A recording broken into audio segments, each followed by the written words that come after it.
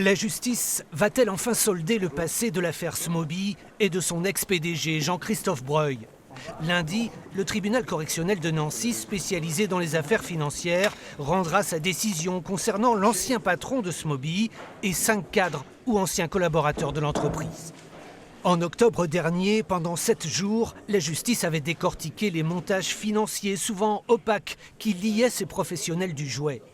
Jean-Christophe Breuil est soupçonné d'abus de biens sociaux, de blanchiment et détournement de fonds. Près de 10 millions d'euros grâce à des sociétés écrans installées dans des paradis fiscaux.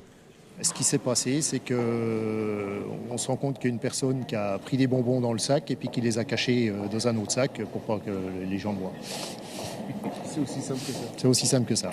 Pour Jean-Christophe Breuil, le procureur avait requis 4 ans de prison, dont 3 ans et demi avec sursis, ainsi que la confiscation de 5 millions d'euros, une somme correspondant à un chalet dans les Alpes et des contrats d'assurance vie. Invisibles pendant le procès, mais représentés par leur avocat, les parties civiles, des dizaines d'actionnaires qui réclament des réparations.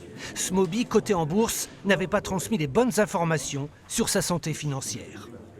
Tout ce que je sais, c'est que la société a été déposée de bilan et les millions investis par mes clients ont disparu purement et simplement. Enfin, il y a le volet social de cette affaire, la liquidation judiciaire de Smoby et les 800 emplois supprimés en France. La CGT demande elle aussi des réparations. 11 ans après la fin du numéro 1 français du jouet, l'heure des comptes a sonné. L'ancien PDG qui travaille en Suisse et à Hong Kong ne devrait pas être incarcéré. Il a déjà effectué 6 mois de prison en 2008.